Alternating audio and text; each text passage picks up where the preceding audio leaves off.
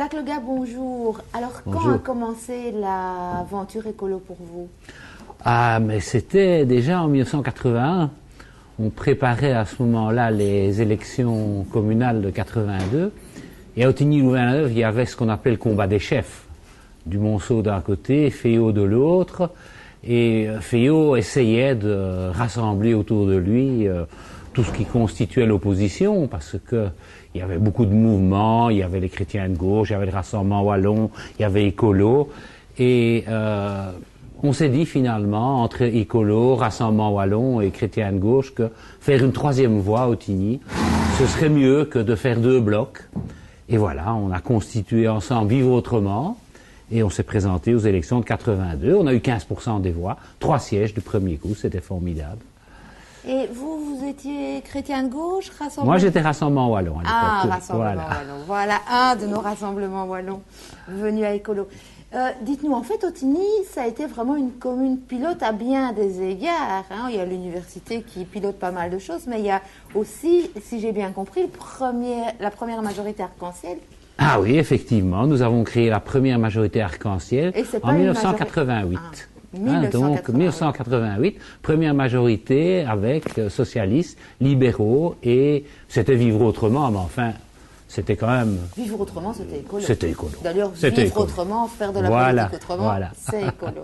Est-ce que vous pouvez nous raconter, Jacques Legat, comment s'est passée votre première négociation de majorité? Parce que préalablement à ça, j'imagine que quand vous vous êtes débarqué au conseil communal en 82, peut-être que, comme tous les autres, vous n'avez pas été reçus comme des gens nécessairement fort crédibles, etc. Dites-nous un petit peu comment vous avez été reçus en 82, et puis comment vous avez pu négocier en 88. Disons que c'était pas mal, parce qu'en fait, il y avait une opposition entre Dumonceau et Féot, et donc Dumonceau aimait bien faire un petit peu du pied à cette autre opposition, de telle sorte qu'on en a profité, parce que dès le début, Jean-Luc Roland a proposé de créer une commission consultative de l'énergie. Ils ont tous accepté, et Jean-Luc a été président de la commission de l'énergie. Donc quelqu'un de l'opposition qui était président d'une commission, ça s'était jamais vu à Ottignies-Louvain-la-Neuve. On a été les premiers aussi à avoir une présidence de commission dans l'opposition. Et alors, aux élections de 88, dans la majorité, les libéraux et les chrétiens se sont séparés, ils ont chacun fait leur liste, et il y avait un accord secret entre socialistes et libéraux pour faire une majorité entre eux, mais ils n'ont pas eu la majorité.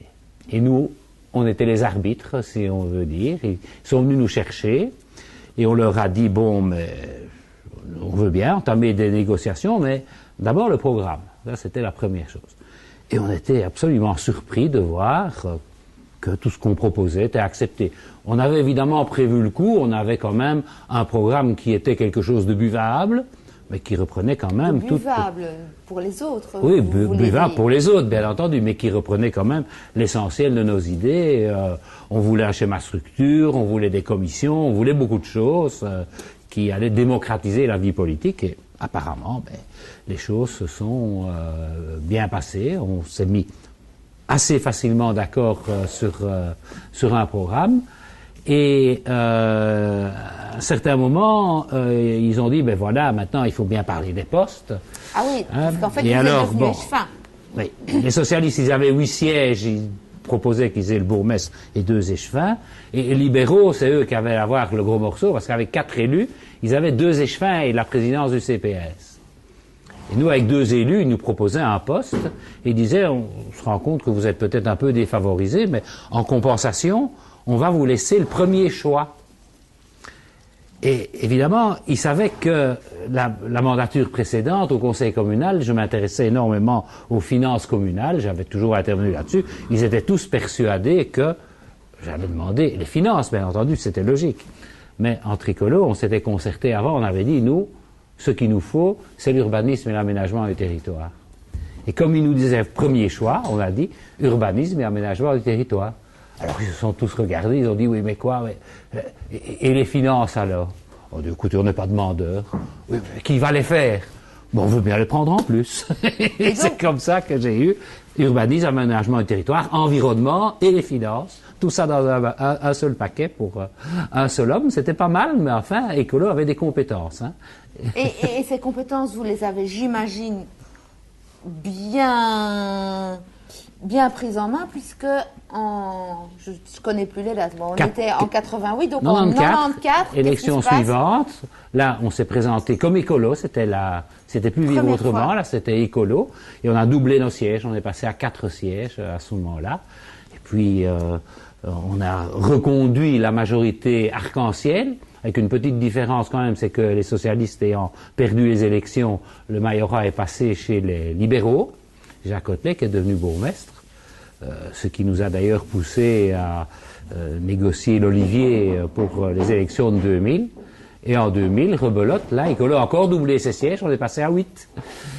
Et aux dernières élections communales, encore un en plus, on ne pouvait plus doubler, ça c'était très difficile, mais maintenant on est quand même 9 sièges sur 27, c'est quand même pas mal. Le premier parti à Ottignies-Louvain-la-Neuve. Tout à fait.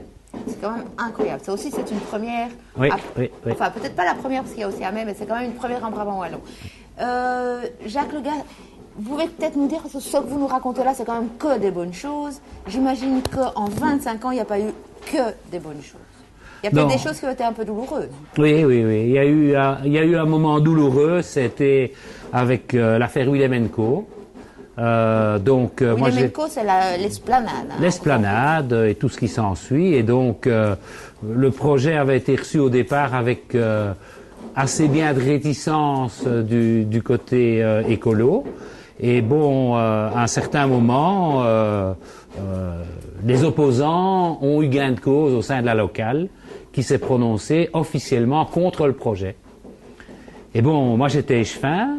Jean-Luc était président de la CCAT dans laquelle il avait défendu le projet parce que nous estimions, lui comme moi, que c'était une opportunité pour Louvain-la-Neuve qu'on ne pouvait pas laisser passer.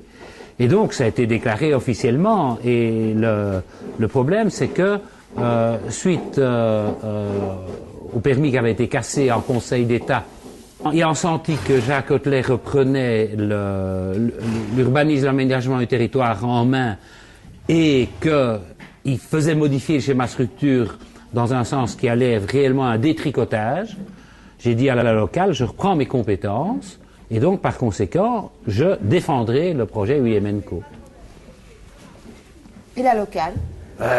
Il y a eu un froid évidemment et le résultat des courses c'est qu'on a été chercher notre brave Marcel Chéron pour servir de médiateur et bon Marcel a fait une médiation qui a un petit peu traîné patati patata et puis les élections de 2000 sont approchées, on a fait l'Olivier avec Jean-Luc etc. et tout était oublié quoi.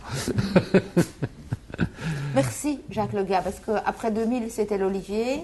Oui. Tout le monde connaît. Ça s'est super bien passé, puisque malgré une baisse électorale d'écolo, en 2006, vous vous êtes retrouvé avec un siège de plus, c'était plus doublé, mais c'était un siège de plus. Ce à quoi personne ne s'attendait, vous étiez quand même fort. Avez-vous trouvé l'or de Jack Green? Eh bien, je dois dire que j'ai quand même ma petite idée.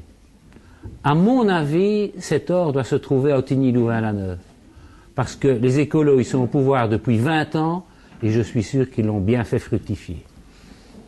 Merci Jacques Legard.